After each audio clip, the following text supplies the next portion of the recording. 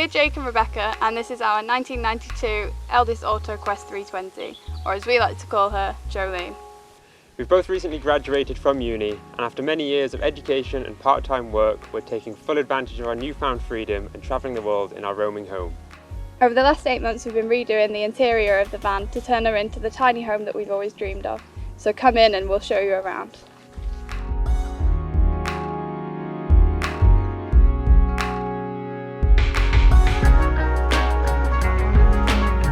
So it took us almost a year to find Jolene, and we decided to go with this one in particular because we really like the layout of it.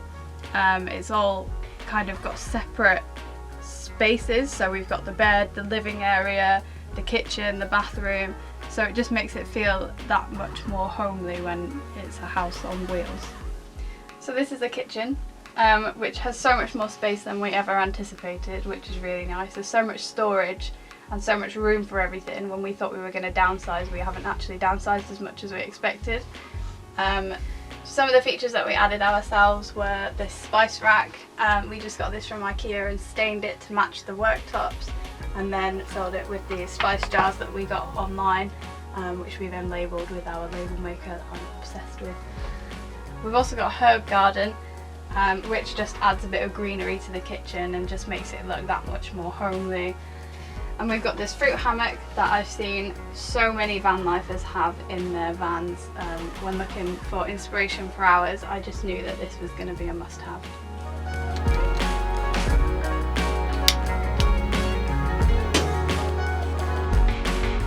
So this cupboard is where we keep our snacks and teas and things like that, and then in these two cupboards we keep all of our fresh veg, dry stuff like pasta and rice and all that. Then this fourth cupboard is a bit random for a kitchen, but when you live in a tiny home, storage is storage. So this is where we keep our shoes. And you have to be careful when you've stopped moving, because sometimes the shoes fall out when you open it and get hit in the face.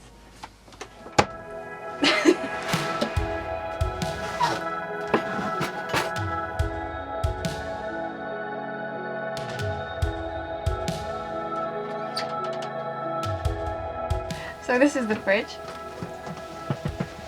which has also got a tiny little freezer in there as well. And the fridge runs off either hook up the car battery when we're in transit, or gas when we're not hooked up to anything.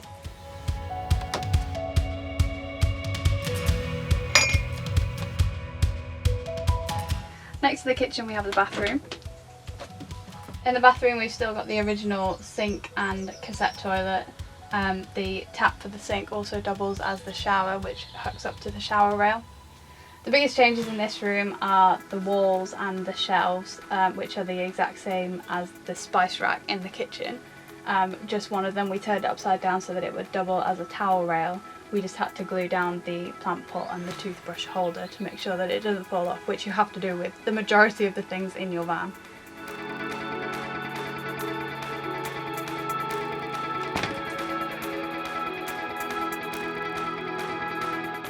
Next to the kitchen we have the wardrobe. We bought one of these organisers from IKEA, where we've both got 2 compartments each and a drawer each, and it's plenty of room, more room than we would have expected. Down here we've just got a few jumpers, and this is where we hang up our coats and stuff, and we've got even more clothes storage on the roof, which we'll show you later on.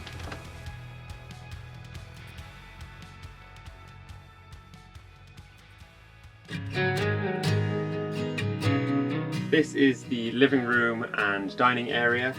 This here is our sofa, which we usually keep like this, but it can also turn into a second bed if we have guests, or we can also put it up and have the table when we're having food and stuff, but we usually do like it like this because it does open the space up a bit.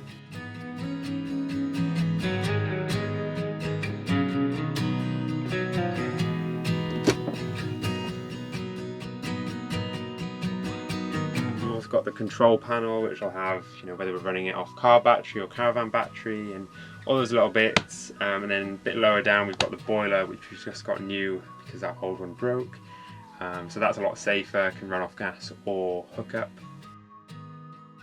Here we've got the overcab bed, which we both fit up there quite snug. We've got the ladder, which we varnished to match the colour of the countertops as well, but it also doubles to stop us from falling out of bed. Quite comfy actually, like we're not too bad up there. It does get quite warm because it is so high, so we've also got a little skylight there which helps us as long as it's not raining.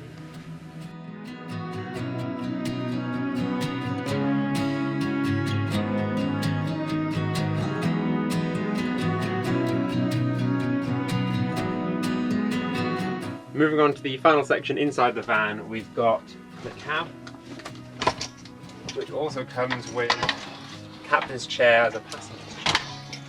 This really helps to sort of open up the space and include the cab as part of the living area as well.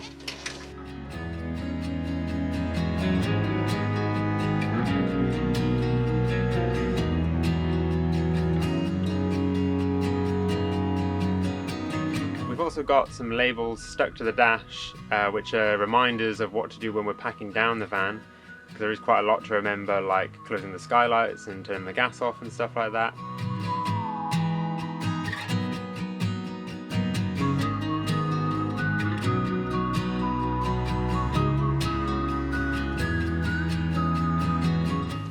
Moving on to the outside of Jolene.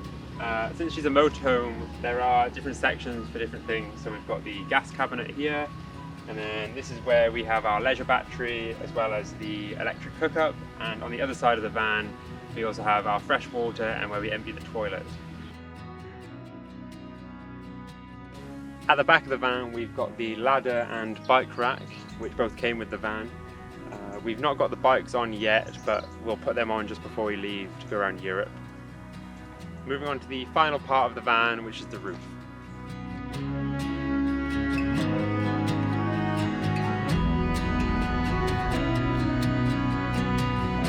Up here is the only feature that we added ourselves to the outside of the van, which is the roof rack. This is so that we could put our boards on top, as well as the roof box, which is where we store our outer season clothes, big coats, and things like wetsuits and stuff like that.